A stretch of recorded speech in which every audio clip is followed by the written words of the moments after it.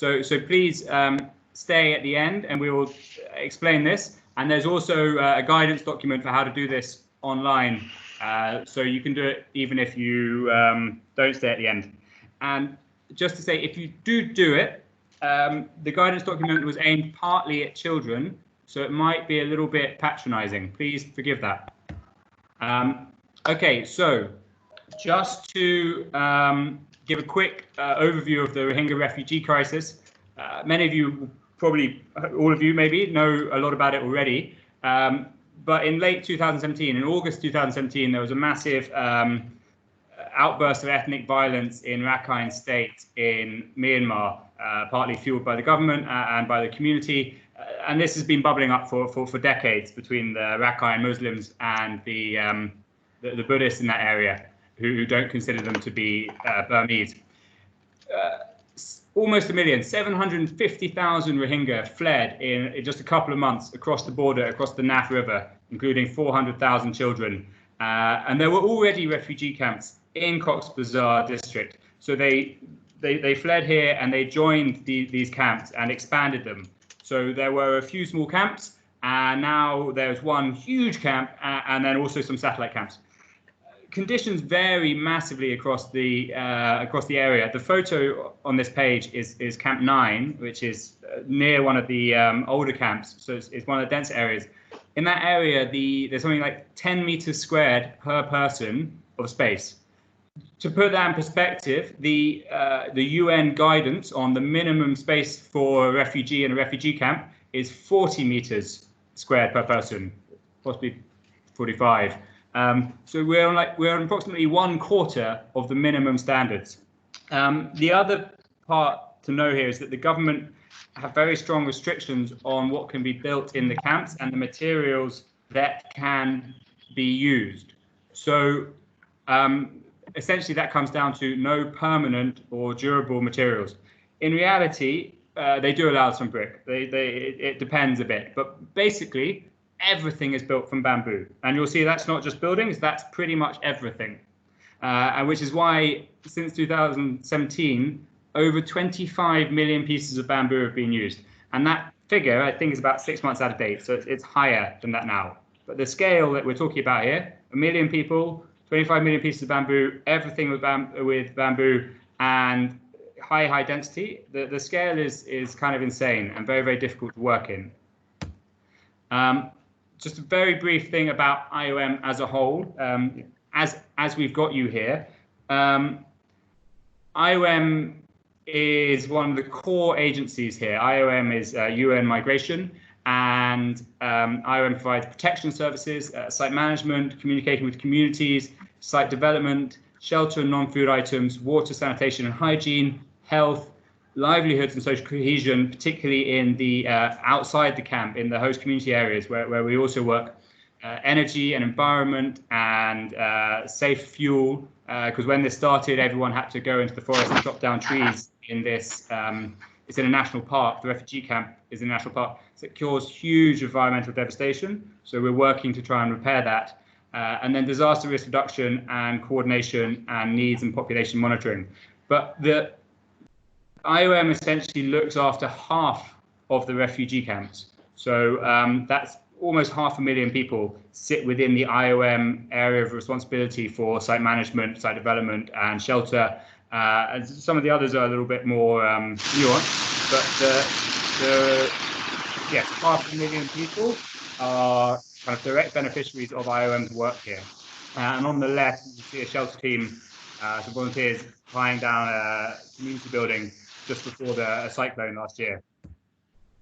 So then just a few words on bamboo as a material. This is a photo from the IOM bamboo treatment facility, but it's quite informative.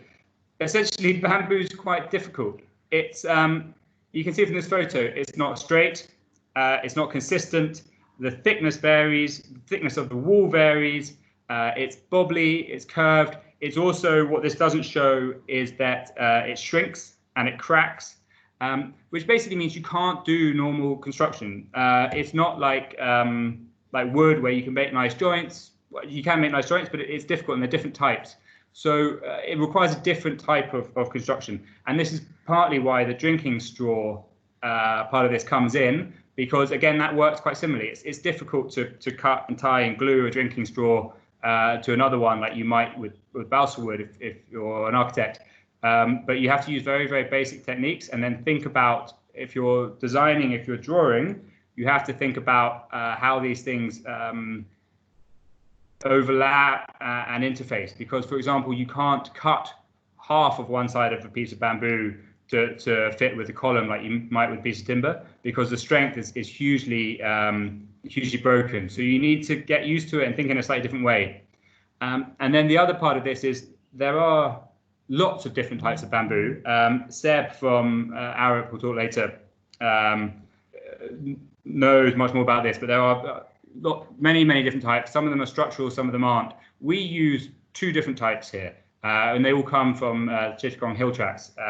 And a shelter team will talk about that a bit later. Basically, we have borak, which is the strong one. It's the structural one. It's about 20-30 foot long, 4 inches diameter at the base if it's good, an inch thickness on the wall. And then we have mulli, which is weak and thin and definitely can't be used for structure, but it can be, you can cut it up and use it for weaving, making cladding, fencing, for making the roofing purlins. So they are complementary. We couldn't just have one. This I won't stay on, but there is a IOM shelter team with UNHCR, Catholic Relief Service and Save the Children has done a very detailed guidance on strengthening or upgrading community facilities. But essentially in that, there's a lot of guidance on connections, on design from a start, which if anyone's interested in how we work here, this is on the website and has, for example, a page like this with details on the connections and dowel types and how to, if you look at the photo on the bottom right, you can see that the piece of bamboo has been cut on a diagonal, 2 diagonals, which make this kind of a mouthpiece that holds the other piece of bamboo. So there are very nice construction techniques that, to be honest, we learn from the carpenters, from the skilled Rohingya, much more than they learn from us. And this is all done with the machete, pretty much, sometimes with the saw. And you can use bamboo dowels, although they're a bit weak, or you can use steel dowels. And then lots of nice sketches on this document as well, showing at the bottom the fish mouth connection, and on the top the how to tie these pieces together.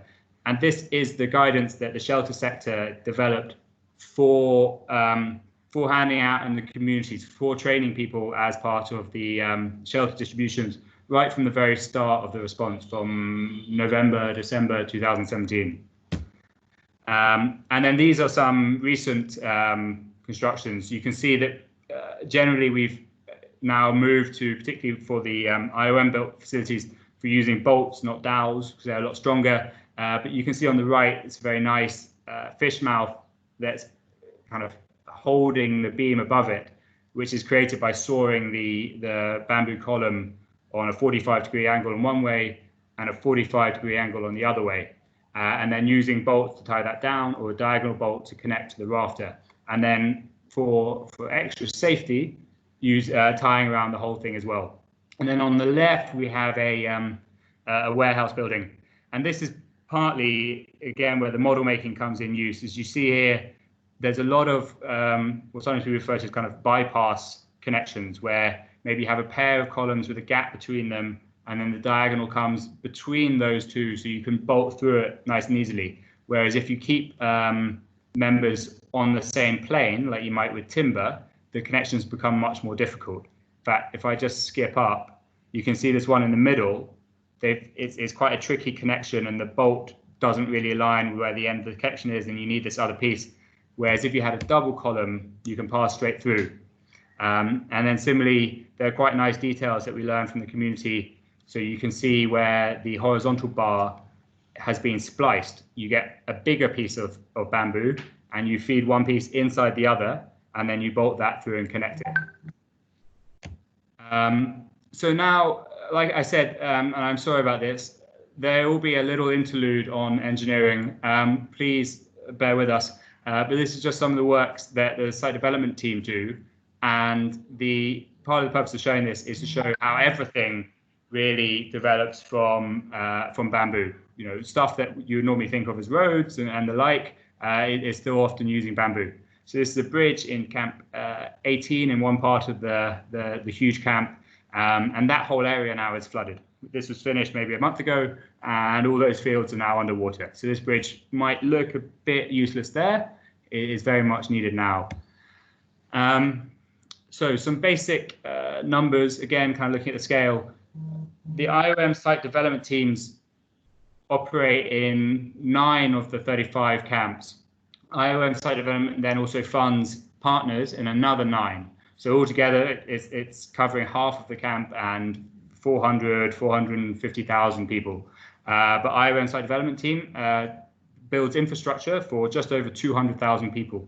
And site development basically means roads, pathways, bridges, stairways. It means the civil infrastructure of the camp, the stuff you take for granted in a city, but when people moved here, just didn't exist. People moved into pretty much the forest and chopped it down and built houses with no pathways, no drainage, and then there was a massive rush to try and put as much of this infrastructure in as possible before the monsoon, and then after the monsoon to repair it, and now slowly try and make it more durable and stronger. And this is a bridge in Camp 20 Extension. And if there are any engineers here, they're probably wondering or worrying about why there's no bracing and is it going to fall down, won't it wobble? One of the problems with using bamboo is that people steal it. So I can tell you that there was bracing in that and it got stolen, and we put it back and it got stolen. We've replaced it with wire bracing now, but it is a problem. And we get through about 50 to 60,000 pieces of bamboo each month. So this is, this is quite significant, and it is the mainstay of our work. Some more bridges. Again, a very tall bridge on the right, and the bottom right. The community have no problem essentially building these bridges as they go across lakes, right down to the riverbed. I'm very glad that we don't have to tell them how to do it, because I wouldn't know how to. But luckily, they already know and are telling us how it's done, and we more or less provide the materials. So that's very helpful. And then we also use it for slope stabilization, for retaining walls.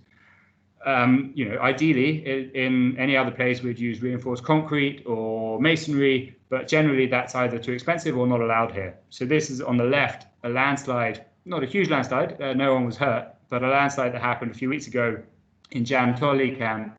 And then 7 days later, 20 cash for work laborers, and they built this bamboo palisading terrace with tiebacks, like you can see. And this is very, very common work that we do a lot in the camps. I would like, if I can, to hand over to my colleague Kanish for this section. Kanish, if you let me know when you want to go on to the next slide. But essentially, there's a few slides here about the site development team do community structures as well. And Kanish is our architect.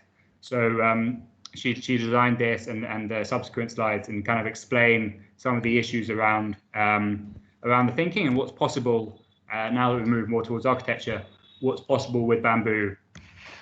Kanish? Okay. Hi, Jago. Thanks. Hi, everyone. I'm Kanish from Site Planning Unit. I'm an architect by profession. So as part of our work in planning team, we also design some facilities for the community. Here you can see a library for the children, and we also do some office buildings or community halls.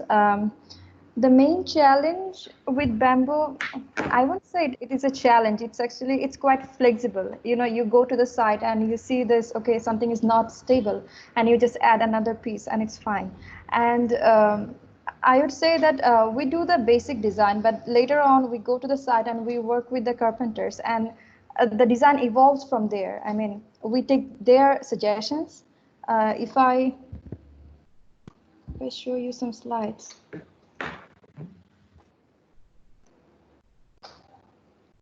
Sorry, Ganesh, do you want me to skip forwards? I mean, I'm waiting for your approval to give me control. Sorry, they're at the top. All yours. There you go. Okay. Okay. Diego, can you go to the next slide? It's not working from here. Sorry. Okay. There you go. Fine. Okay, this building, it's the community building in Camp 18. This is basically used for the government officials use these buildings for meeting, and also the community use this for like monthly and weekly meetings. These are like more larger buildings, and with larger buildings you will consider the wind mostly, because Cox's Bazar is a cyclone prone area. So I mean, how you will have a wind resistance for this? We worked with Arab in to some extent for this, how to generate ideas to make buildings stronger. And we also consider water resistance. As you know, I mean, in Bangladesh, in Cox's Bazar, we have rain more often. So our buildings needs to be water resistant. In some buildings, we go for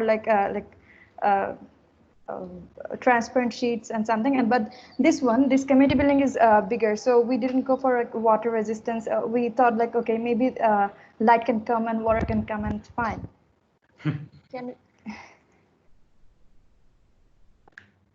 Would you like, Diego, can you go to the next slide?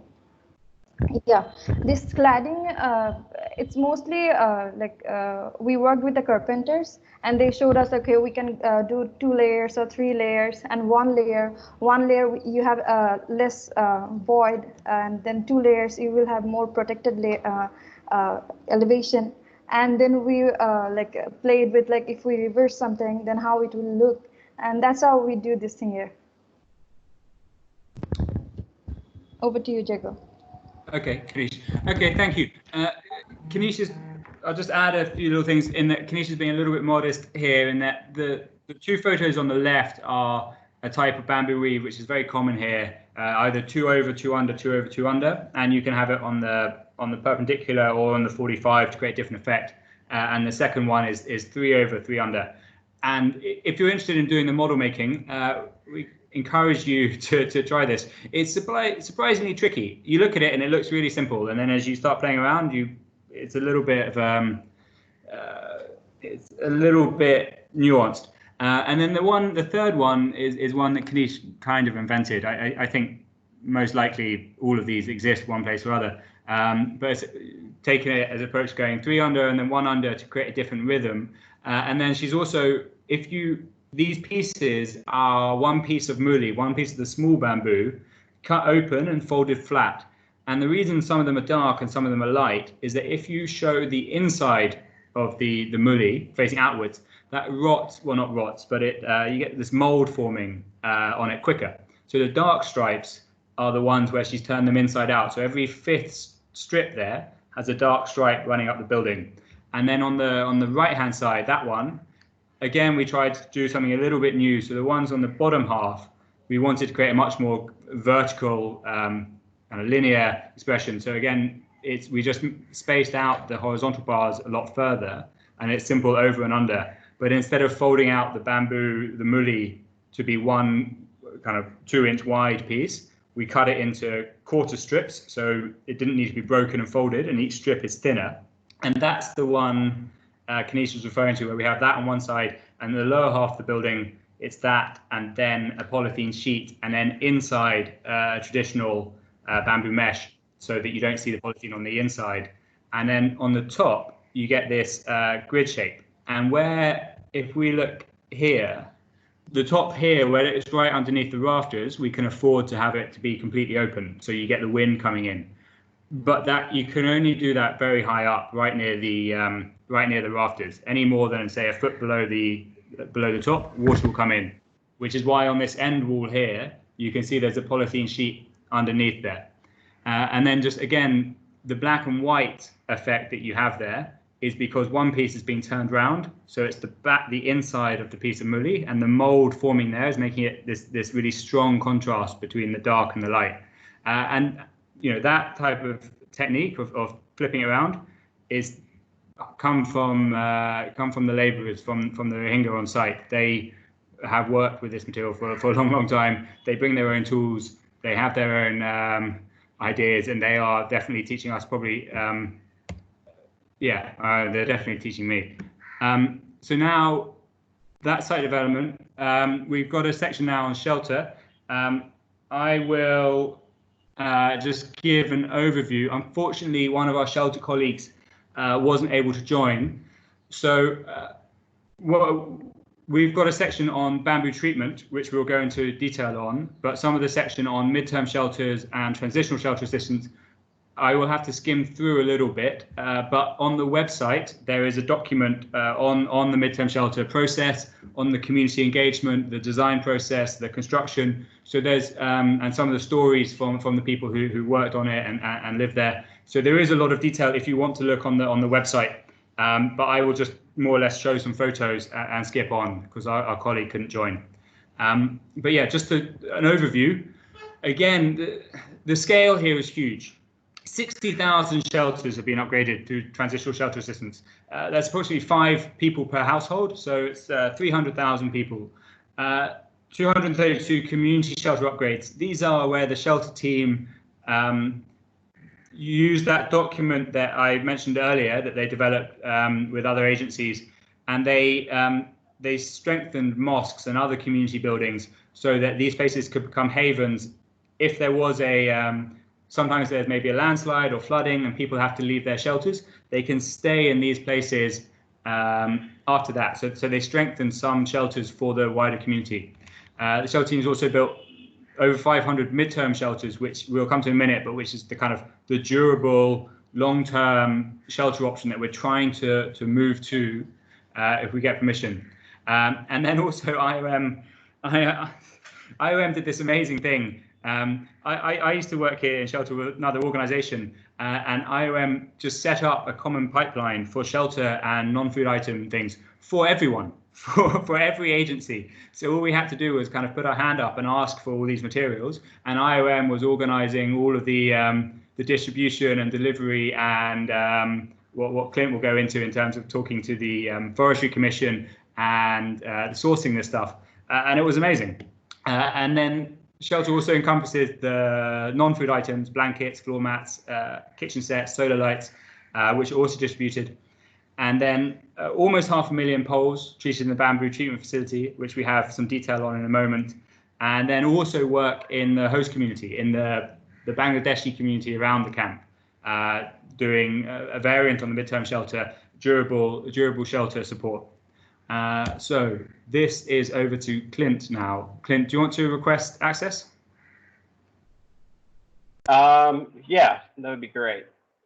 Hi, my name is Clint Kimmel. I am the Bamboo Facility Program Manager and Quality Control Lead with the IOM Shelter Unit.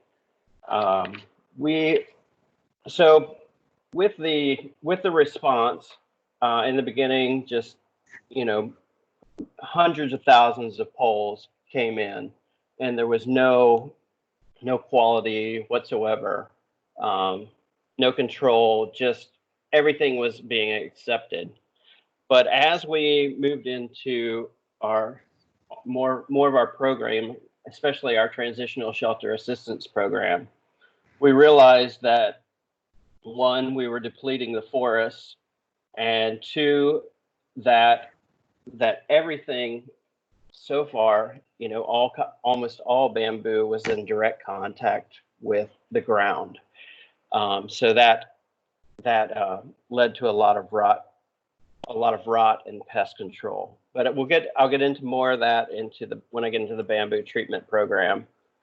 But as you know, bamboo is a renewable resource which needs to be managed, and IOM, working in partnership with the Bamboo Forest Research Institute, we continue working towards understanding the impacts of the response, especially on the bamboo forests. We've traveled to the regions where the bamboo is growing. We've met with growers, we've met with brokers, we've continually meeting with the vendors, and we're continually working towards decreasing the impact that this response is having on the forests of Bangladesh. On the ground, we work to train the vendors, and we've done this mainly and in the beginning they were bringing everything, and then we just started reinforcing and not buying lower grade and younger species, younger bamboo, and that has basically forced the vendors now to buy and bring to us only mature bamboo, which is 3 to 5 year old bamboo. You can go ahead to the next slide, Jago. So the bamboo treatment program has been a big part of and it's become an integral part of a lot of the building in camps. Most structures now that are built by IOM use treated bamboo. And so the concept was first brought to us through a couple partnerships early on. I believe one of them was with Arup and another was with Humanitarian Benchmark. Please, if you can go back. Oh, I sorry. Move forward. Yeah, no worries. Yeah, I'm just going through some of the overview. IOM began by building a pilot facility in 2018, and this facility allowed us to understand and develop the procedures for treating bamboo. Okay, you can go ahead and forward it now.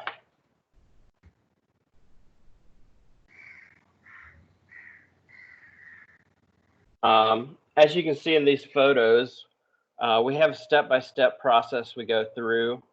The teams go through a process of selecting the best poles for construction. The ends are trimmed to expose the vascular tissue, and the branches are cleaned and the nodes are drilled out. The poles are then taken to the soaking pools, which hold about 2,000 poles each. The poles are soaked in a borax and boric acid solution for 7 days. This removes the sugars, which the beetles and bugs or termites are attracted to, and replaces it with this natural solution of borax and boric acid, which is a poison to the bugs, but is pretty inert, and only in high concentrations is it poisonous to humans. Lastly, the poles are brought out of the pools and they're put into vertical drying racks for 3 days, and then which allows basically the water to come back out of the pools, and then they're put into horizontal drying racks and then sent into the camps for all the different structures that are built. You can go to the next slide, Jaya. So the main facility began production in June 2019. We have the ability to produce 60,000 treated poles a month. To date, IOM has treated about 415,000 bamboo poles. These have been used in the camps in our transitional shelter assistance program, our community shelter upgrades, our midterm shelter programs, community buildings, and most recently in our intensive care units for the COVID-19 response. You can go on to the next slide, Jago. Just here you can just see some of the processes, the drilling, filling of tanks, and the soaking. And yeah, that's pretty much a quick overview of the program. You can also go through the slides later, and if you want to see read some of the details. And thanks for having me. Okay, thanks, Clint. I'll just add to what Clint has been saying, which is that this facility is like a cathedral of bamboo. I mean, visiting it is amazing. The scale and the structure and this huge space, just processing this, which is all the material that's then going into the camp. It's quite astonishing. I mean, I think you can probably see it from those photos, but being in that space is amazing. Okay, so this is the part where unfortunately our colleague isn't here, so I will have to give a brief update of a program I don't know a huge amount, so we'll try and skip through. But essentially IOM shelter, you have the bamboo treatment facility. This produces all of this durable bamboo that has been treated for termite attack and beetle attack. Then for the majority of the shelter activities inside the camp, there's a transitional shelter assistance, which this acknowledges that everyone pretty much built their own shelters. They've got their own materials, and this helps them improve that, rebuild their shelter with durable bamboo, with steel footings to keep the bamboo out of the ground. And then this is accompanied with other materials, the muli and the tarpaulin and the rope, but also it's accompanied with training. The photo here is someone demonstrating rope bracing and the importance of it and where to put it. And then there's also community engagement. I will leave it there because I don't know much detail on it, except to say that we'll share there's a kind of brochure document about this, which goes into a lot of detail and talks to the community. So anyone interested in that can look on the website. And then there's the midterm shelters. So the TSA, the Transitional Shelter Assistance, provides the kit, provides training. People rebuild their own shelters. The midterm shelters are built by IOM, and these are built in the western part of the camp, where we were allowed to expand the camp and create some space. This is why this photo looks so different from the one I showed earlier, where everyone was right on top of each other. And these shelters are for people who either are still arriving. We still have arrivals to the camps. Sometimes people rescued off boats that were trying to get to Malaysia but failed. New arrivals from Myanmar, or maybe people who were Rohingya who were found in Bangladesh or in India and sent back to this area. So, but the other part of this is that these are for relocations within the camp. Say there's a landslide somewhere and someone's shelter is destroyed and where they were living is not safe. The site management team will try and facilitate their relocation. And then this is why IOM built these midterm shelters. And you'll notice that these are much nicer, basically, than the other shelters, which creates a little bit, in theory, could create tension between the nice shelters and the not so nice shelters. But essentially, we need to create that quality difference to help encourage people to relocate, because people generally don't want to. Even if the space is better, people want to be closer to where their family were or where the market is. So we needed to create this as a kind of inducement to bring them in. Anyway, I'm actually speaking too much about that than I should. I'll just skip through the photos and highlight any points. But again, there's a very detailed document on this, on the community process and the design process and the pilots that were done and the community feedback, etc. So yeah, just to say, these are durable shelters. All of the bamboo has been treated. They have precast concrete footing, so none of the bamboo sits in the ground where it rots. There's internal partitions to allow for privacy and improve safety inside the camp. There's a cooking area inside the shelter, which acknowledges that everyone does cook inside their shelter, but this they put a cement screed on the wall in this area to reduce the fire risk. So this is actually a massive safety improvement, and provide ventilation so that people aren't breathing smoke the whole time. There's community involvement in the designs, and then also all the labourers here these are model buildings. These are the best bamboo buildings in the camp. They demonstrate all of the safety features and how to build a safe bamboo shelter, which can be copied and replicated. And then there's two models. If you see this photo on the right, the one in the background on the right-hand side, you'll see is a bit higher. There's one model of this shelter which is got a mezzanine floor for extra large families. And this is the design of the mezzanine option. So you can see the mezzanine on the left. You can see the bracing and the connection at the bottom has got that small kind of splice connection that we showed earlier from the guidance document. You can see the precast footings that prevent the rot, and that it's not so obvious here. Oh yeah, on the left here, maybe you can see is that it has a hipped roof, so you don't get these high wind uplifts in the gable end. So as Kanish mentioned, this is a cyclone area. Also, it's probably worth noting the hats that these people are wearing, the sunshades, because this is quite nice. This is the internal partition. The floor here hasn't been finished. It would come with a proper floor, and then the stairway up to the mezzanine level. And I'll just, now with COVID, there are some empty shelters. These have been repurposed by the shelter team for isolation and quarantine facilities for family members of people who test positive for COVID. So a lot of these have now been kitted out and the area isolated to provide extra space to try and address the quarantine, the situation with COVID. So a lot of the work, not just with the shelter team, but a lot of the work with a lot of the IOM teams has been partially paused by COVID, but the workload has massively increased because we're all changing our workload to help provide quarantine spaces or the treatment facility that Clint mentioned.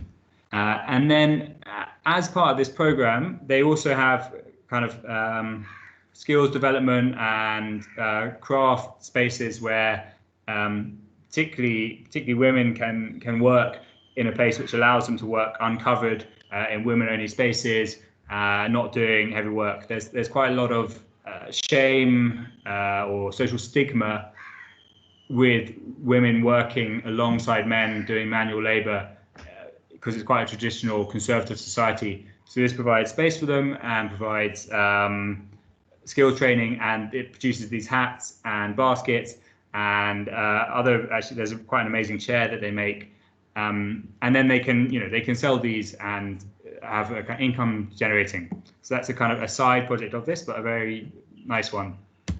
And then this is what's happening at the moment. This is actually why our colleague Alberto can't join. So Alberto runs the midterm shelter part of this as an architect, so designed and built all those ones we just saw. He's now working flat out to build what you see in front of you, which is the COVID Isolation and Treatment Center, which is a 50-bed facility for providing care for people in the camps who test positive. And as you can see, it's kind of nearly done. And you can see on the right also, this loops back to the site development also. This is slope protection, terracing, again done with bamboo. Everything in this photo, apart from the latrines in the background, is bamboo. Right, and I'll hand over to Seb for a few slides about the structural engineering design of the midterm shelters and bamboo as a whole. Thanks, Jago. Hi, everyone. My name is Seb Kaminski. I'm a structural engineer at Arup, and I'm Arup's bamboo specialist. So we've been providing a little bit of technical support to some of the agencies, including especially IOM, who are working in the camps on the bamboo technical side and also just general shelter and community centres. So next slide, please. So just to recap, what are the hazards that these bamboo structures are exposed to? So as Jago said, pretty much everything in the camp is made of bamboo. So firstly, we have very heavy rain in this region. Rain leads to rot. Bamboo and timber are very susceptible to rot when they remain wet for long periods.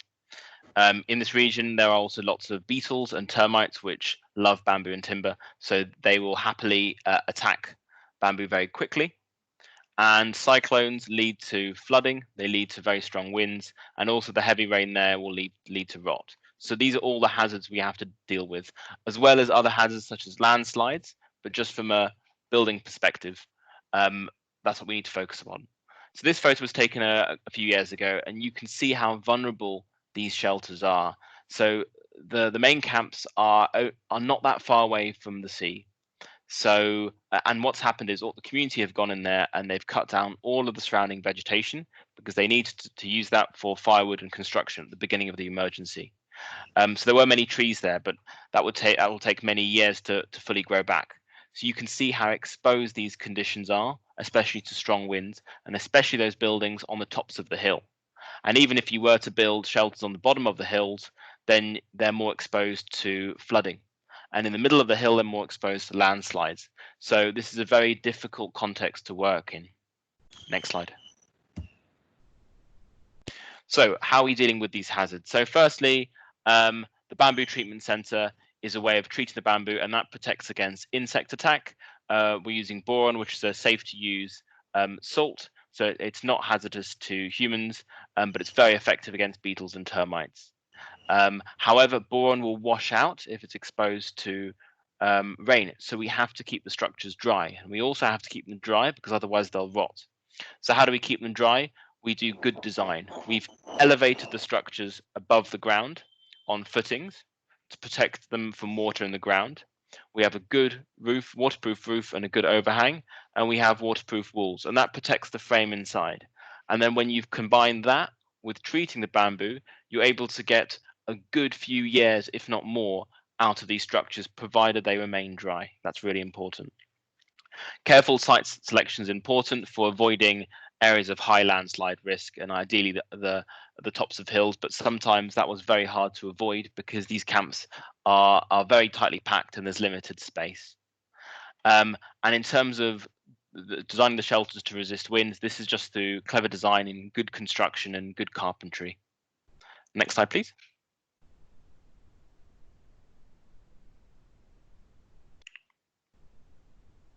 Jago, next slide. Oh, sorry. Okay, thank you. So for designing for strong winds, so what we've tried to do is design these shelters to be as strong as possible within all the constraints that we've got. So this area has very large cyclones, but they're very rare. It has much more frequent strong winds, which aren't as big as cyclones, but they're still reasonable.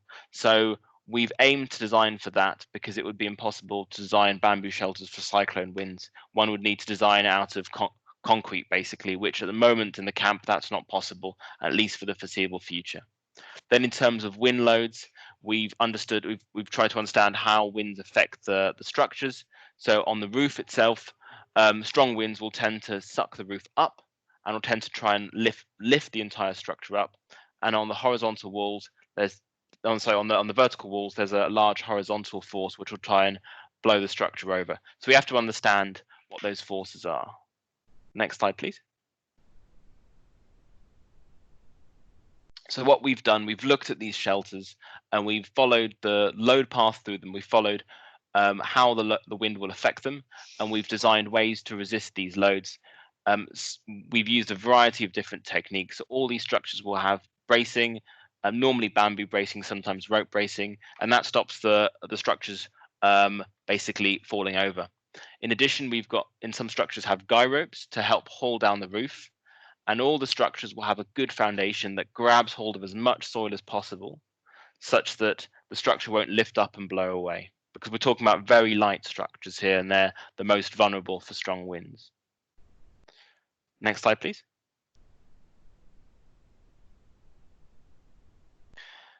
So then in terms of the connections are really key. They're often the weakest part of these structures. So we've used local carpentry techniques and tried to make these connections as simple yet as strong as possible. Typically, they only use a steel bolt and some rope and some good carpentry. And together, you can actually have surprisingly good connections. Next slide, please. So, and a quick summary of the evolution of the bamboo architecture since the start of the emergency. So when the refugees first arrived there, they built what they could with whatever material they had. Often it was bamboo or timber, poles, just whatever was lying around, whatever vegetation they could cut down, and some plastic sheeting.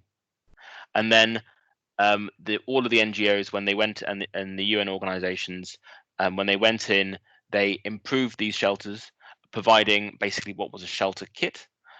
These initial structures were just made of bamboo and plastic sheeting, but there was more attention paid to their strength. Their connections were a little bit stronger. The bamboo was still stuck in the ground, because at that point there was no alternative. This was still the first few months of the emergency. So this was a very temporary solution to try and grab hold of as much soil as possible. Next slide, please.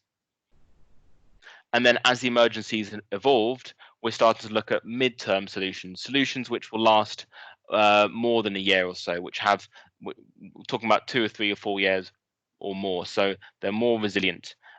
These have, as previously described, these use bamboo that's been treated.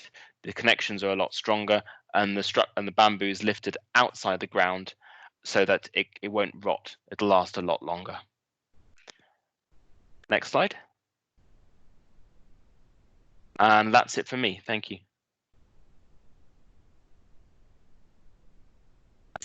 Hello, everybody. I'm thrilled to be here. My name is Max Frieder, and I'm the co-founder and executive director of Artolution. And we are an international community-based public arts organization, and we focus on training local individuals to become teaching artists, to be able to run their own programs.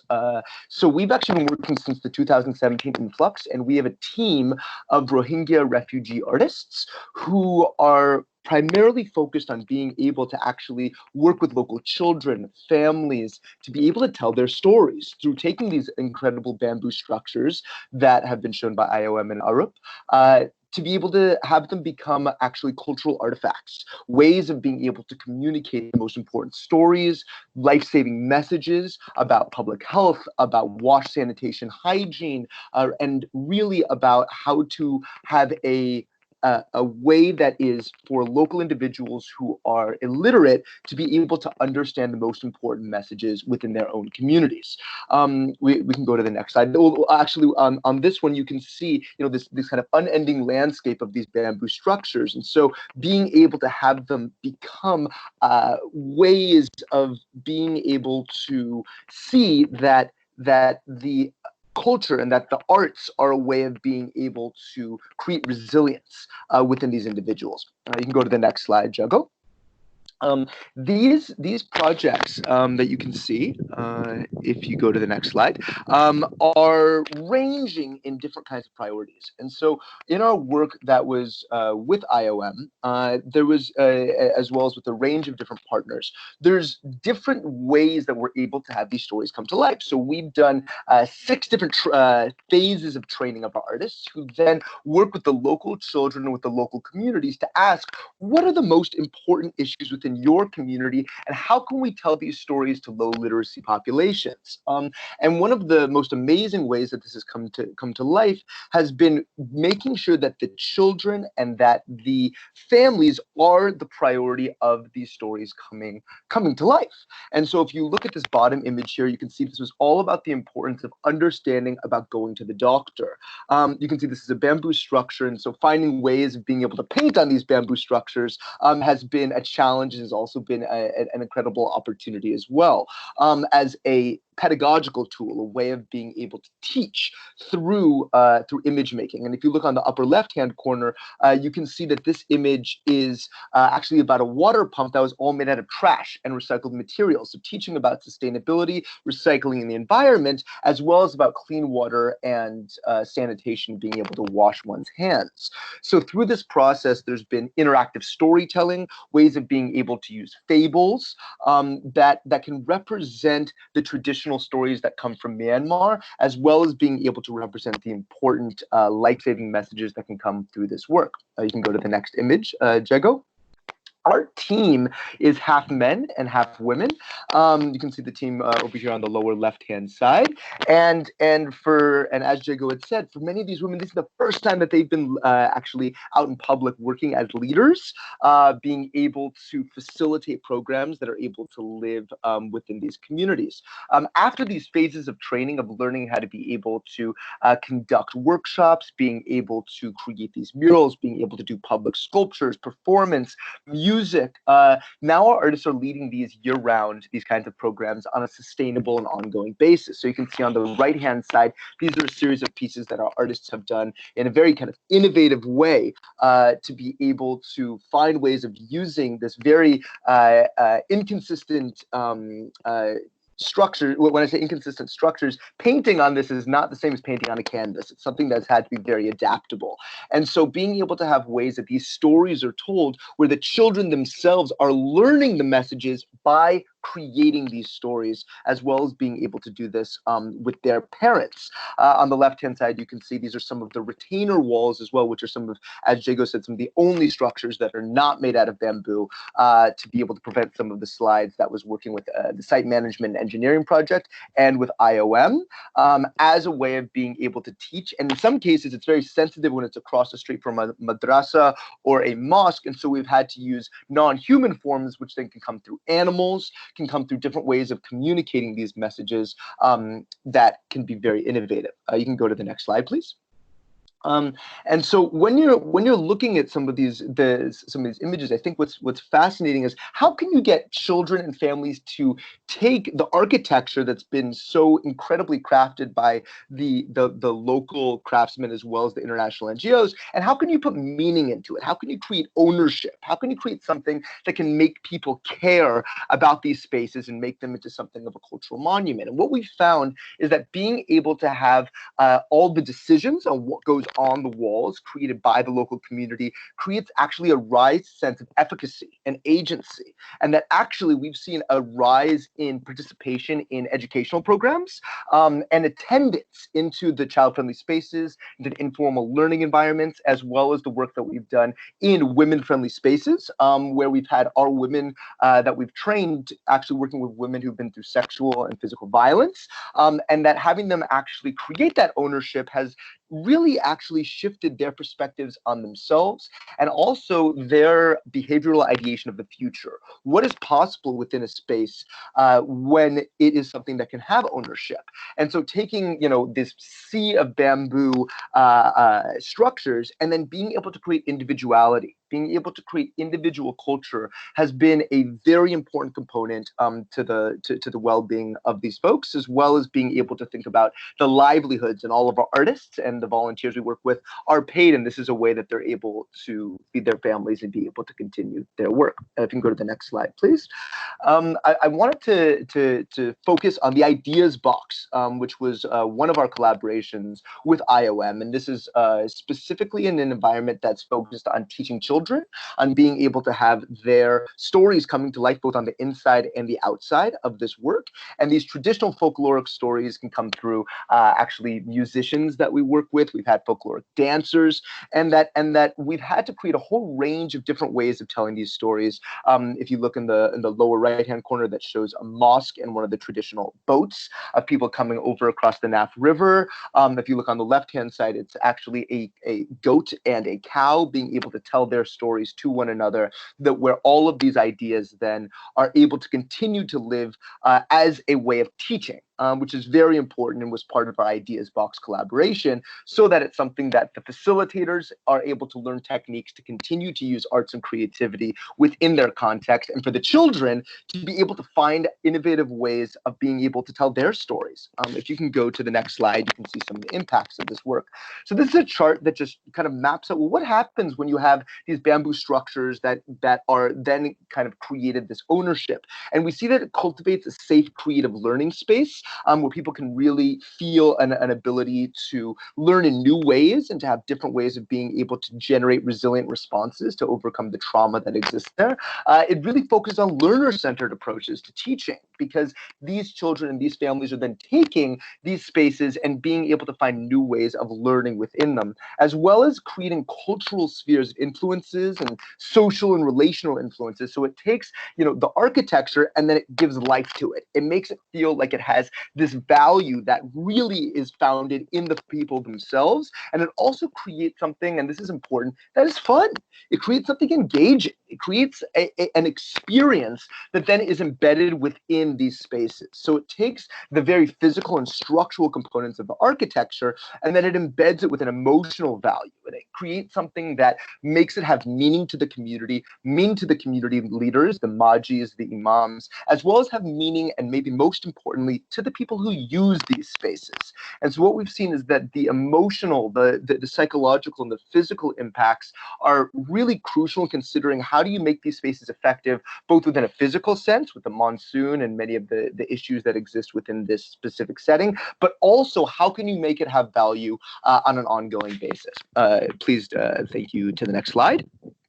When we look at the specific images that are created, which you will see in the next slide, is you can see that these are the people who create this work, and I think it's really important to actually to see these images that many of these people had never drawn and never painted in their entire lives. It's the first time they've ever been able to express themselves. So the images that they're creating have this very significant value as being cultural artifacts.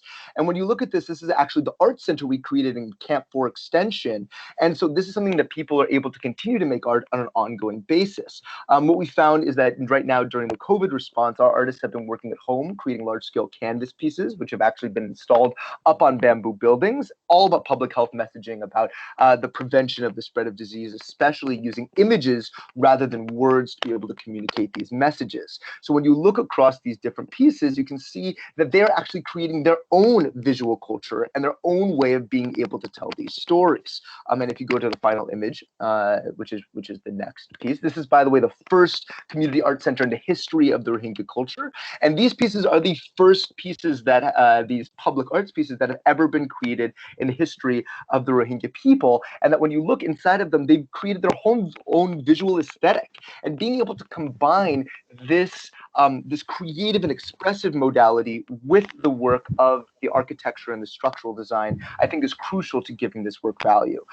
So in collaboration with IOM, it's been a pleasure to make this work. So thank you so much for the time, and please be in contact with any more questions. Thank you. Okay, thanks, Max. That's great. So yeah, we're basically at the hour now, but we can stay longer, and we have a section about the library that Max mentioned that we worked on together, about the model making as well. So obviously, if you can stay, that's great. We'll just carry on. But if you're on your lunch break and you have to drop out, that's also fine. So yeah, we'll just, as I said at the beginning, is that we want to encourage people to take part in this model making challenge. And we've chosen this building because it's quite simple. So it's quite easy to make models. But we also encourage you to then take what you start and maybe go beyond that and be more creative. Either be more creative with the structure and the form, spin it around on plan, whatever you like to do, or maybe actually take the kind of art solution approach and then use that as a space for creating your own murals. And if we can then share this back with the children in the ideas box, that itself could be quite an interesting exchange. Like Max was mentioning about how they brought their own visual style in here and their own stories. If people do the same back, it would be quite a fun thing to exchange. The other part of this is, if you look at that building, you'll think it probably looks quite weird, because it does, because it's got these very long overhangs. And it's got these very long overhangs for two reasons. One is the fact that allows us to leave the side walls almost completely open so that you can have lots of air and light coming through them. And then the other thing is that we were looking at actually trying to pilot so we were kind of calling it adaptive engineering, which basically allows us to build a building that would be almost cyclone strong, not quite actually, but as strong as bamboo could be, without actually making it useless, without making there be lots and lots of columns and diagonal bracing in the middle of the building. I will hand over to Kanish because she designed this, and she'll go through the next few slides, if that's okay. Kanish, give me a shout if you want me to add anything. Thanks, Diego. Okay, so this project, it was my very first like building project. Before that, I used to do the site planning thing. And then this project is on a hilltop. So when we are designing in the valley, we mainly concerned about the flooding. But here we were concerned about the rain as well as the wind. This is a library. It idea box runs this, and the area inside area is divided in two portions. One portion is for gathering and another portion is for storage. And they were supposed to store the multimedia and the technical things. So we had to make this water resistant as well. So when I designed this, I considered wind, water resistance, material and labor, and community engagement. Diego, next slide, please.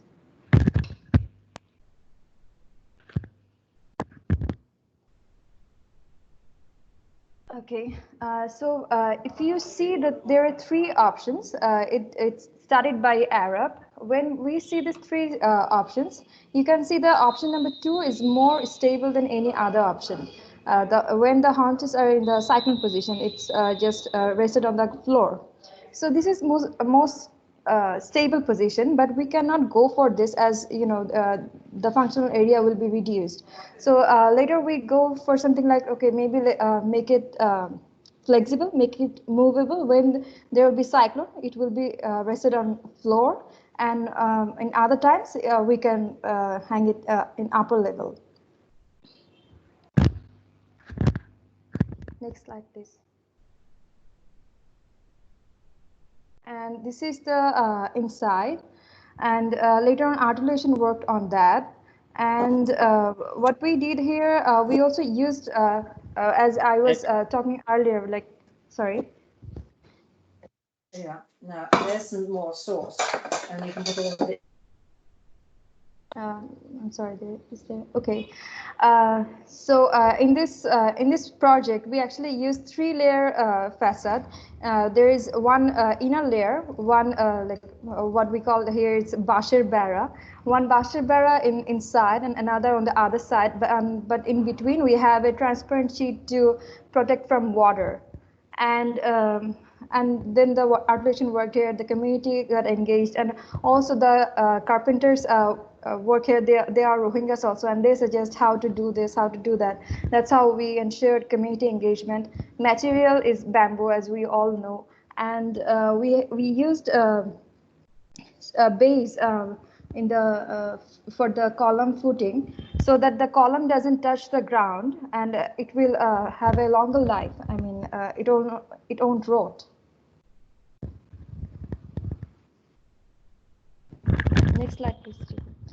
Okay, so I would like to mention that, I mean, this project, when we started working on that, at first Diego actually showed me this this bamboo, this drinking straw and this toothpick thing. Like, this is how it will work. And later on we thought like, okay, fine, this is how we can actually explain something to others.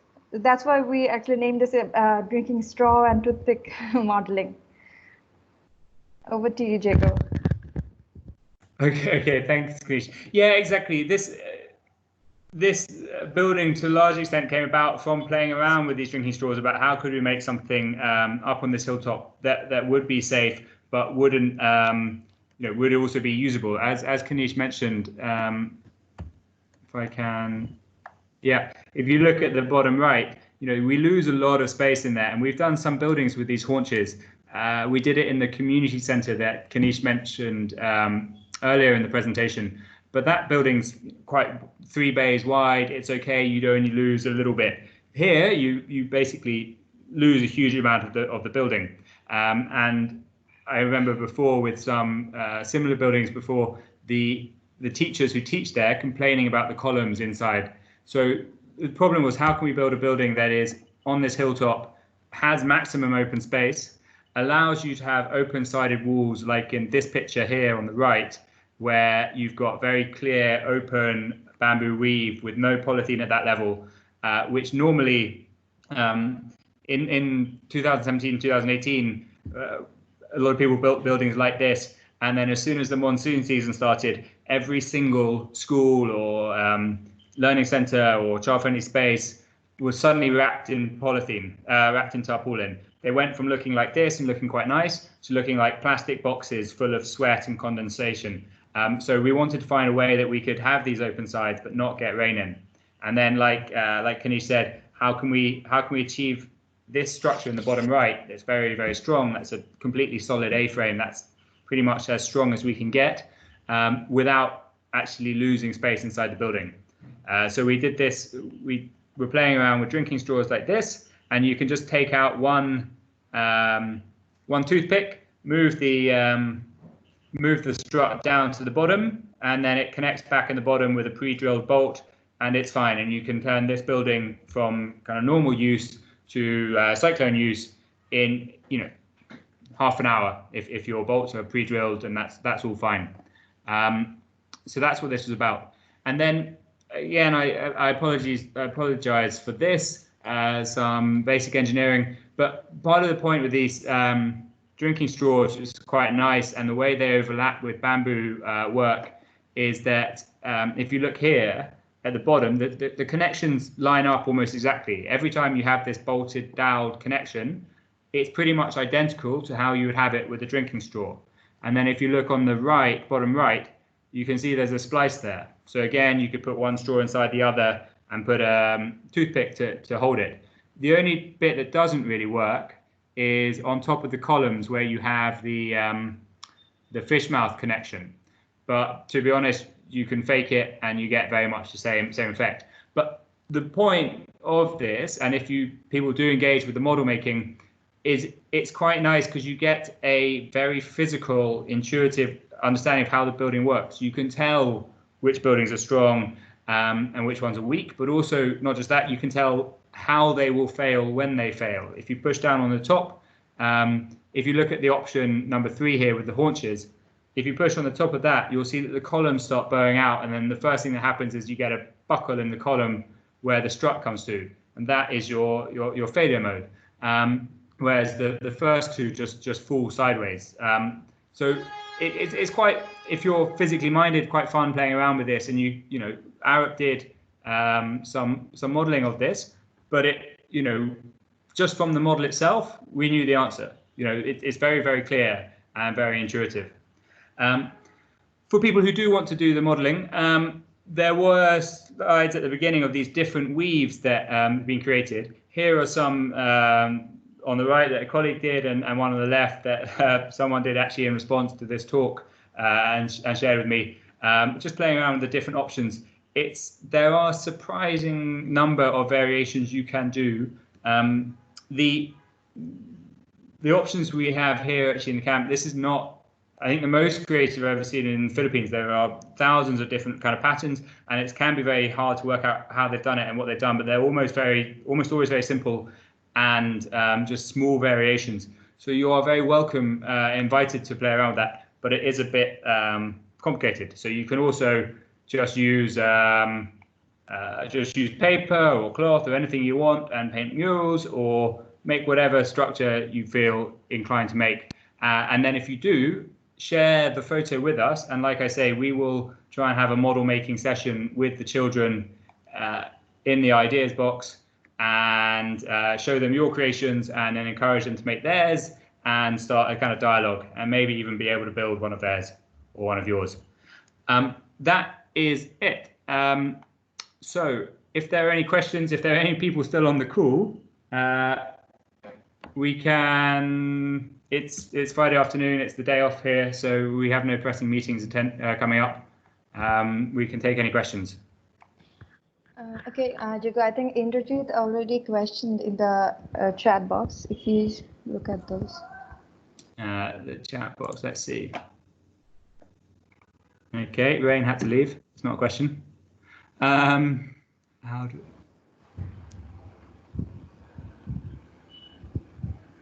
Okay, so the first question we have is, are the individual dwelling units planned by architects as unique structures, or are these repeatable module plans? These are repeatable module plans.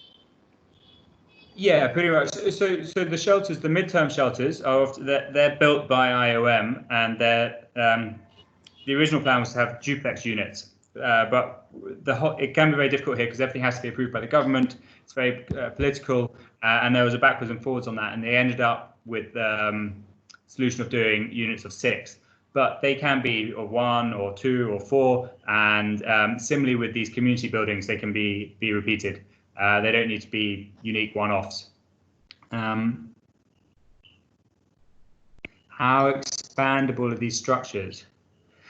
So there is very slowly a move to two-story facilities, particularly for facilities not for shelters, and some steel is being allowed in the camps, but it's a bit rare. There's IOM and UNHCR have a joint proposal for doing a two-story shelter using steel, but it's been pending for approval for a long time. From a site planning perspective, we're very hopeful that gets approved because there's essentially no way of addressing some of the congestion in parts of the camp that I showed at the beginning without doing this. So it's absolutely crucial. But there are two-story learning centres appearing bit by bit.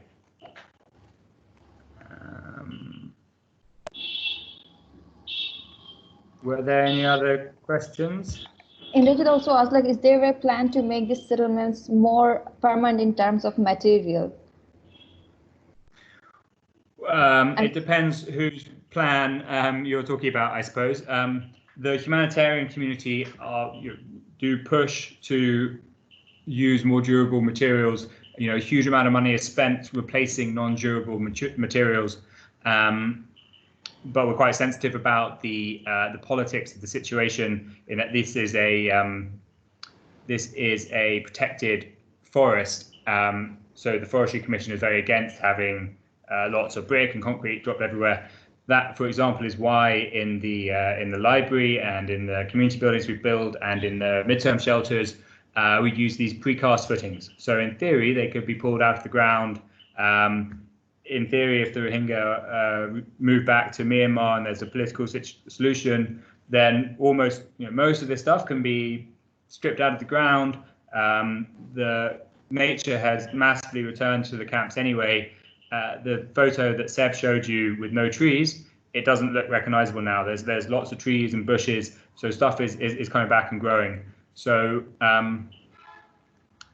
yeah, so we try to, as far as possible, use durable, but without having a permanent impact. Any other questions? Oh, hello. Jago, this is Sean Halbert here. I just wanted to ask a couple of questions. I'm very impressed with Fatima, the thread that you're using there to strengthen during cyclones, right? I just wondered if you had any plans to extend or modify this to more general bamboo dwellings, bamboo framed dwellings, or is this just a more of a one-off for more municipal higher buildings? In other words, would it work in an actual dwelling? Sorry, do you mean the kind of adaptable architecture thing of moving the struts down? Yes, yeah. The reason I'm interested in, I've been working for several years on a reciprocal frame roof. One of the protective things in very severe storms or cyclones is being able to lower the roof frames to the ground literally within 10 minutes, right? Which completely changes the wind profile of the shelters, right? And in my sort of brief visits on 2 occasions to the camps, this was something that was well accepted by the Rohingya at the time. They could see the point of changing from a flat roof to an apex roof, right? And I just wondered whether Fatima is thinking along this different line, of putting something like this structurally into actual dwellings as opposed to more municipal structures. Okay, for now, what we are thinking, like, we will go for only the facility or community buildings, because in the camps there are many shelters. Like, if I improvise this kind of structure in every shelter, then it will be more costly. Rather than what we do in the shelters, that we tie down the roof. I'm not sure if I'm answering your question, but if I understood this, Sorry, can I just add to that?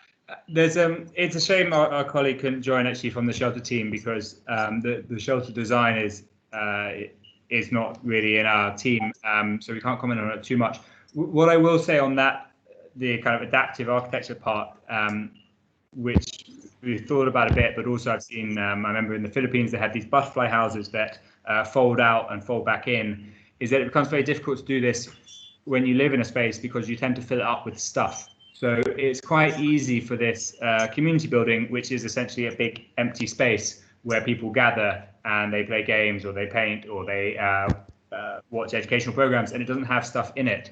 But as soon as they begin filling this space up, then a lot of that adaptive uses become more difficult and are often not possible when it comes to it.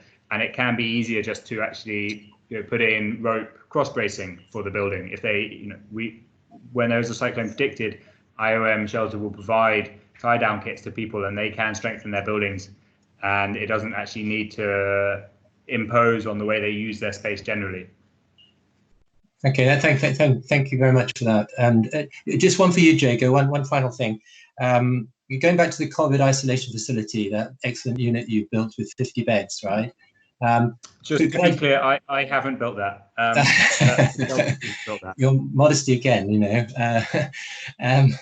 but no, again, impressive. And the only thing I just wondered, because I'm not quite sure how we connect after this meeting, right? But I would like to extend to IOM at this point, if because of the special situation we face over the next coming weeks, that I would like to put at your disposal the RSK modular units, right, which can build a ward as quickly as in 2 days for 60 beds, right? Okay. This is a very simple structure, very rapid, and maybe you could put me in touch with someone in IOM that could just take up this thread with me so that I can put it fully forward to you. Thank you very much. Yeah, sure. Just contact me directly after this, and I'll try and find the right person to put you in touch with. Thank you. Sounds very interesting. Thank you. There was a question from Luciana.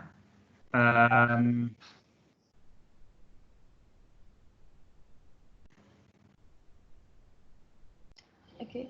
About the community participation. Kanish, I think you're probably better to answer this. Again, there's lots of different things going on here. There's the site development work where we work with maybe like 4,000, 5,000 cash for work laborers each month, and we have teams in the camp who have skilled laborers, and then they train up unskilled laborers, and it's a constant process.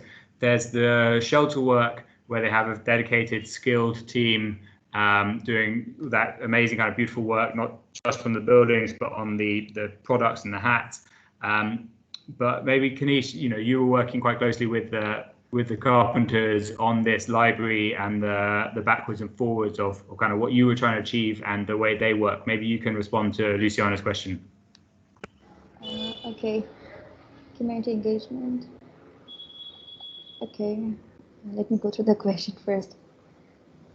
Okay, communities education. As far as I understand, I mean, previously they have worked on other bamboo projects, bamboo buildings before my projects. So when I started conversation with them, when I started go to the fields, and I mean, to be honest, I literally didn't know much about bamboo weaves or how bamboo works. I mean, it's just a layman perspective I had. And then from there, we had conversations, and they, we went for like a trial and error basis. Okay, I told them, I want this type of weave. Can you make this? And then they made, and is it working or not working? Is it rain resistant or not resistant? Something like this. That's how we engaged. And I did another project, the community building project later on. And that time they were more friendlier, and okay, they were suggesting, okay, do this. And they told me like this two-layer weave, 3-layer weave. I didn't know much about that. I thought the weave is just weave. You just have one weave and that's fine. But they have many layers. Sometimes if you want to protect from rain, then you can go for more layers. And you can just say this, just looking into these pictures. You have to work with them, and they know more than us. So it happened. I mean, that's how we engaged. Thank you.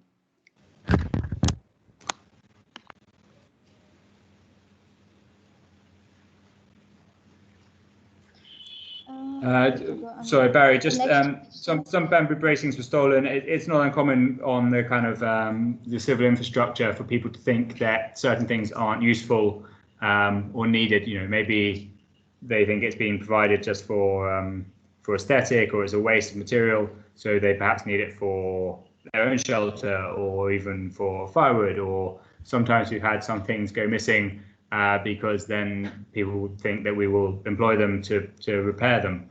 That happens.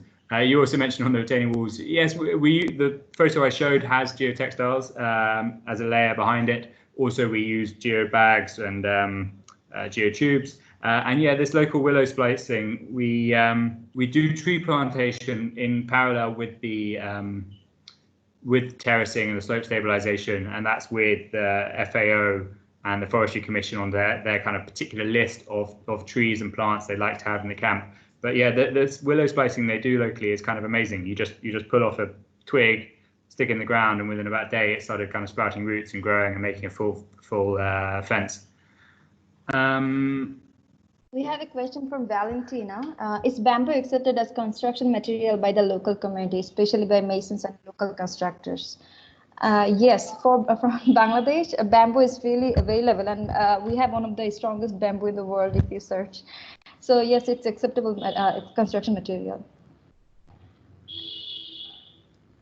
Would you like to add anything? Yeah, well, no. Obviously, the only thing I'll add is that there's a problem. Not a problem, actually.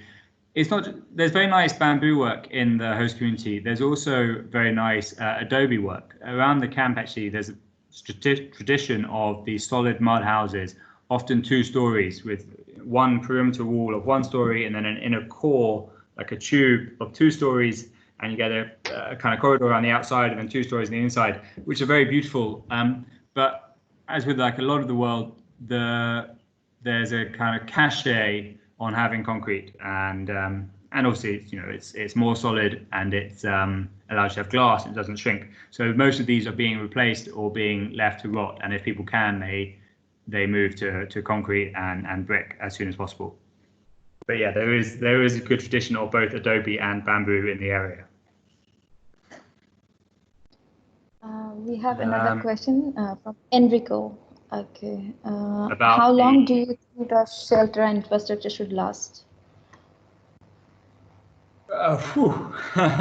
It depends which.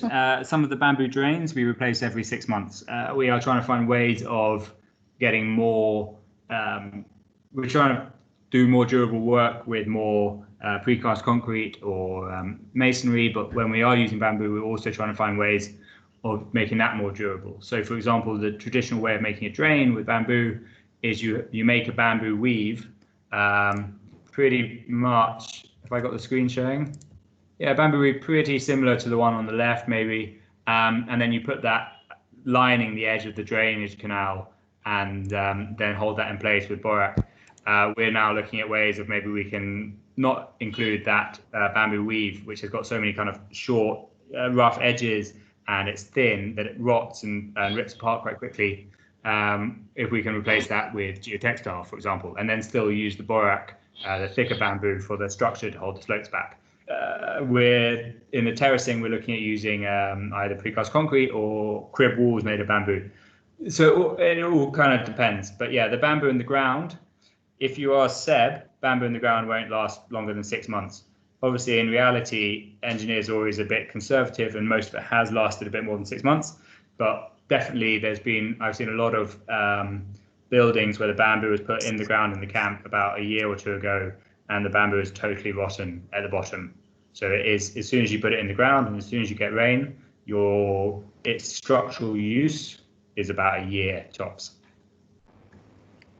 Okay, another question from Shuma. Is this a sustainable solution for this community?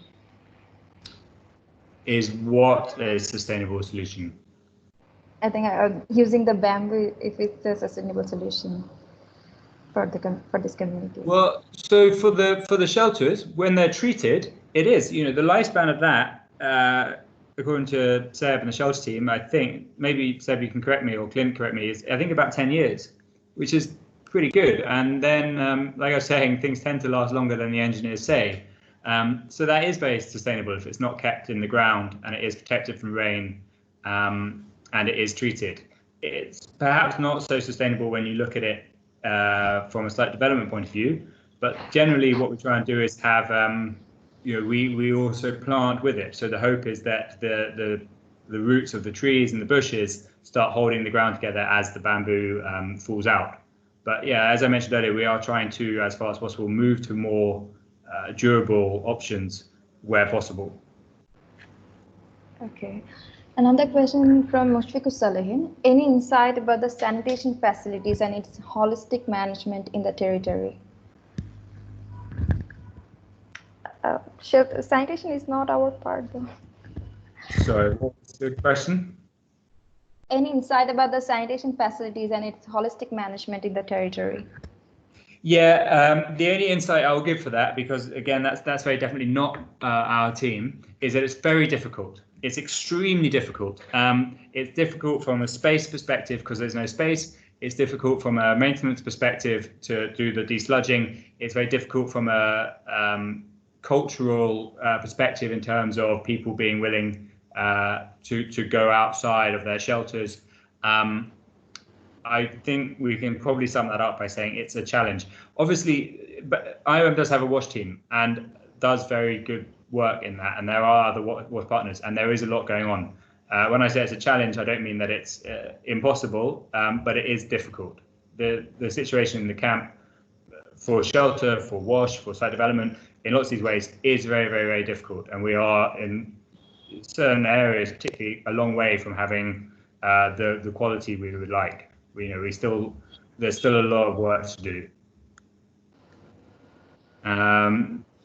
Okay, another question from Indrajit. Has fire safety been an issue?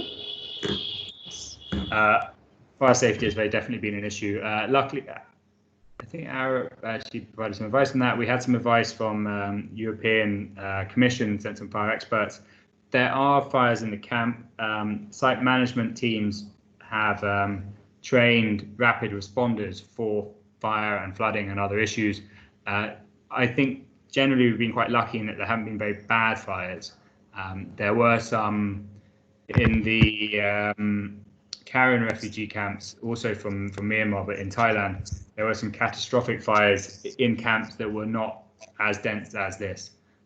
So we've been quite fortunate, but it is very much in people's minds, and a lot of work goes into it.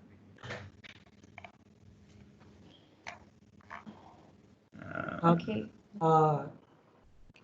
Can you guys hear me? Yeah. Yes. Yeah. So I'm Indrajit. I'm going to just ask questions now directly. So, is there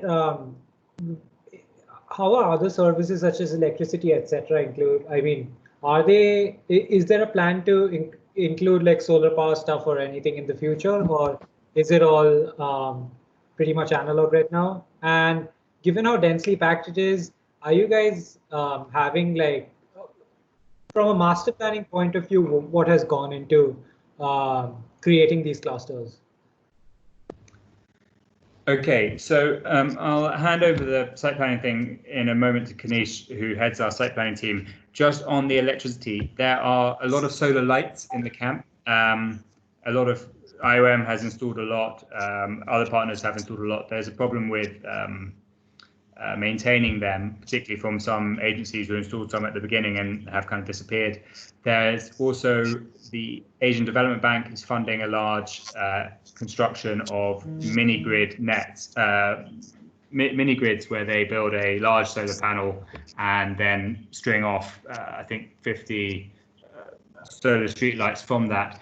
And then also World Bank is funding nanogrids where they do the same, but for household power, which is kind of coming down the line, and more solar lights are being installed, and IOM and UNHCR have a joint program for installing more solar panel grids for facilities or communities or markets as needed. So that is already going on and will be increasing. On the site planning, I'll hand it over to Kanish. The only thing I'll probably say on this is that sorry.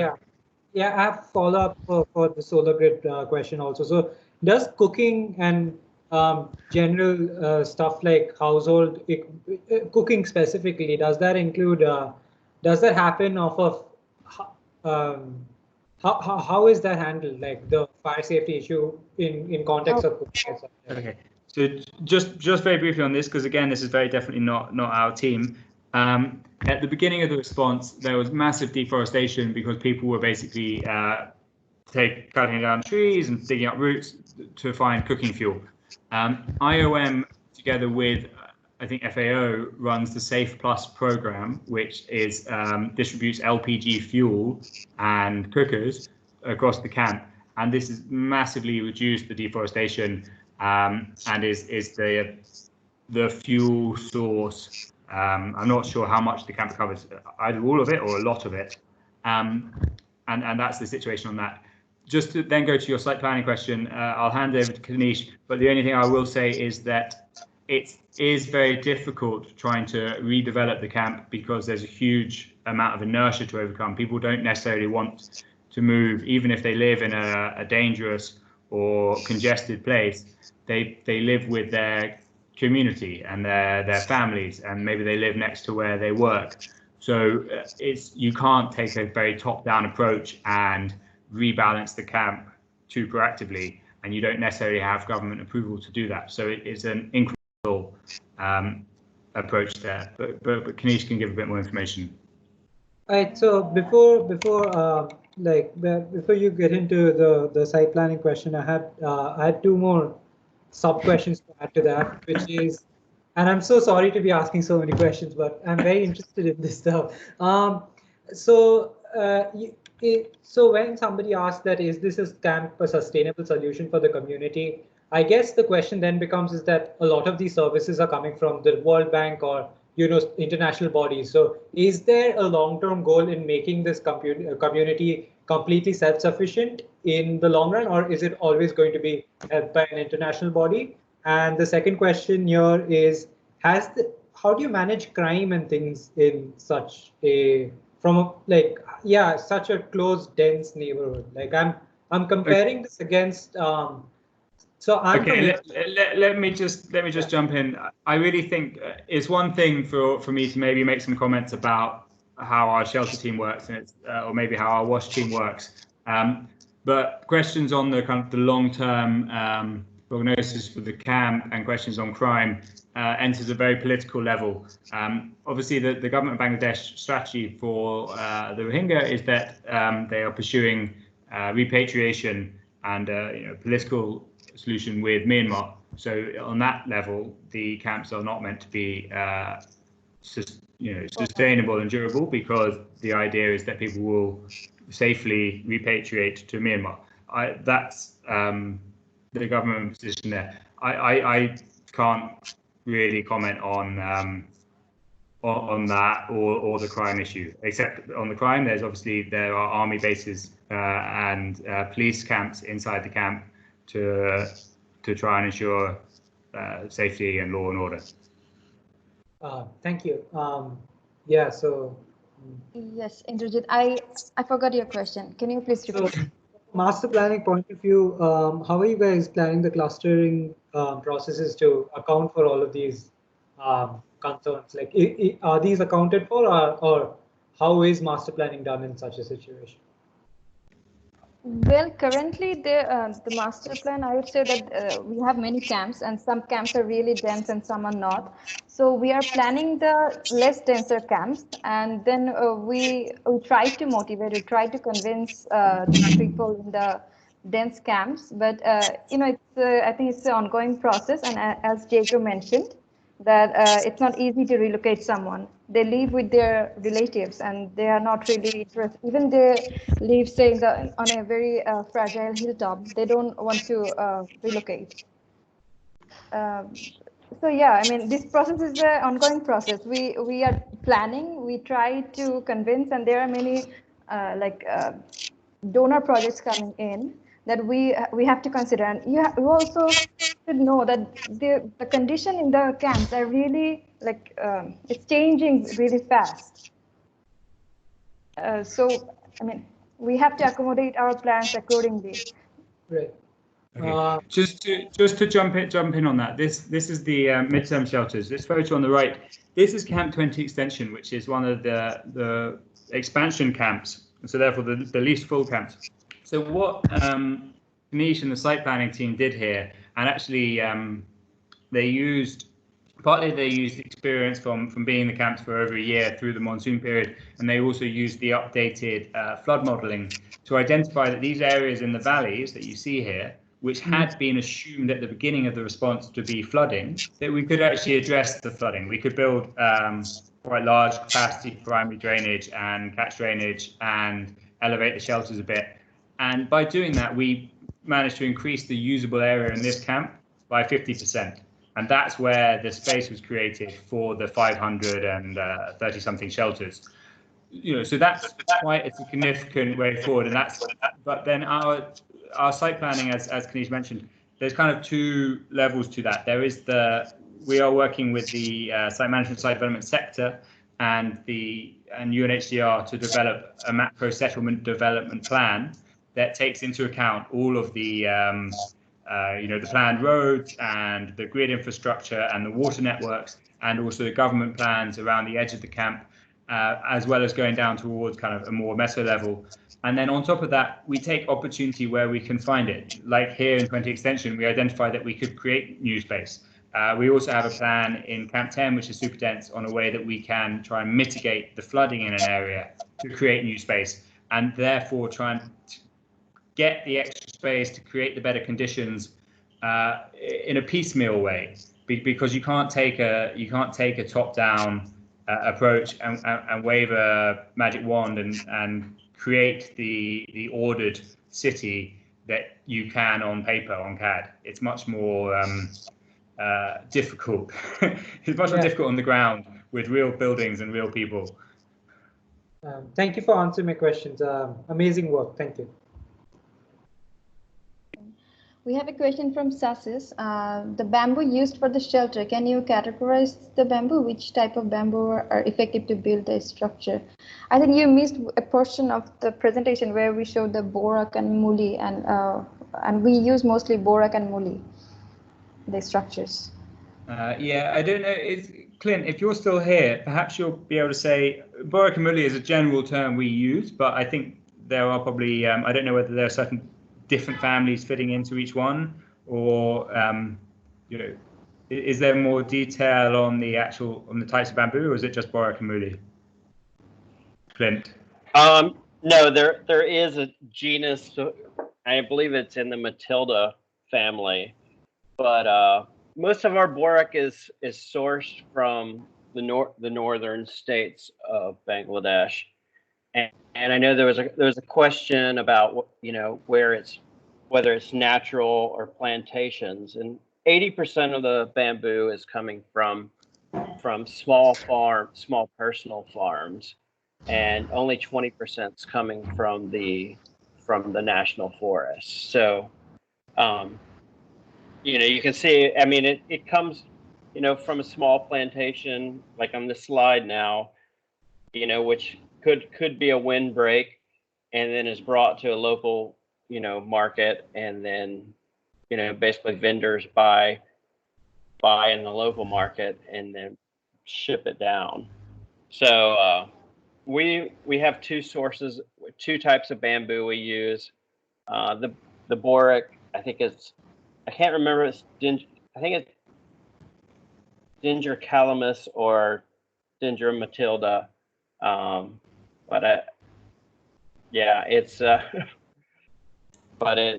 It's really strong, and we really work to bring in mature, and then work with also the suppliers so that they're not cutting immature bamboo.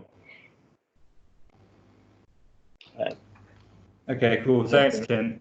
Does that answer your question? I'm trying to remember who asked this.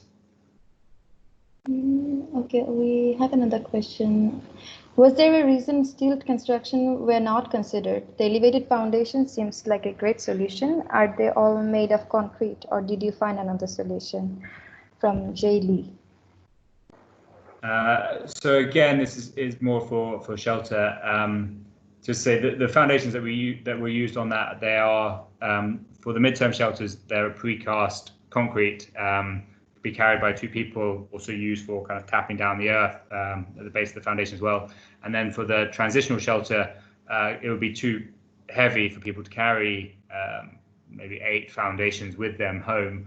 So they actually gave a steel foundation that is then painted to prevent rust. Stilts, there has been some work done with stilts near Camp 21, Kerentoli. Trouble with stilts is that you have to then pay for the floor, and you have to make sure that the structure underneath is very secure. But there's the condition. This camp is very congested, but it's very, very big, and the conditions vary from place to place. So there isn't one single answer. Stilts are suitable in some cases, but they're not in lots of the camps. So there's no magic bullet on that. But yeah, they have been considered and implemented in some places. Where do you get your bamboo supply from? Natural forest or bamboo plantation? I think this slide is the answer.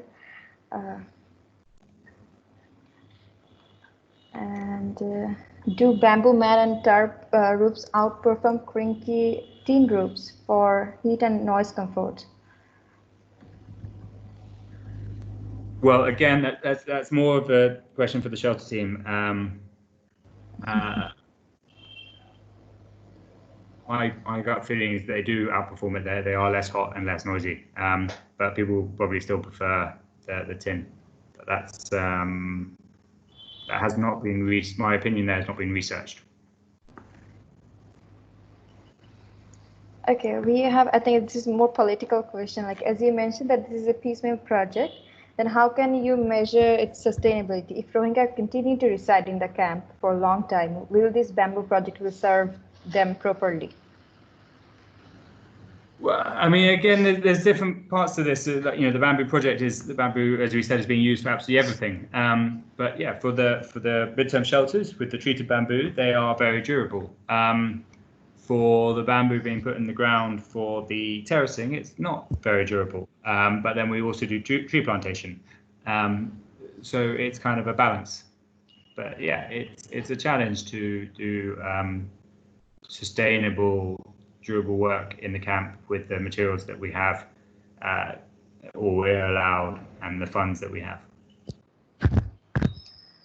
So I think this is it, Jago. I mean, we don't have much. I think this is it. Yeah, that's.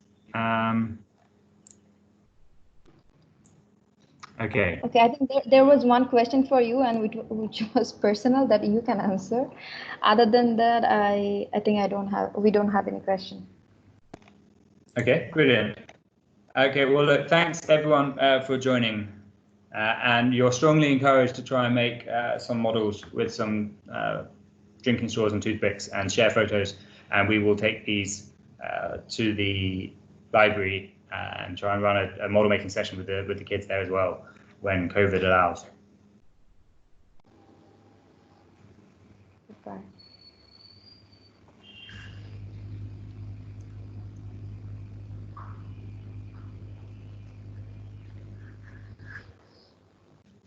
Okay, thank you very much. Okay, all right. Jago, are you there? We have a question.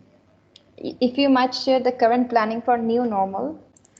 Also, is there any ongoing intervention construction in the camp area, though it's really terrible situation to work on?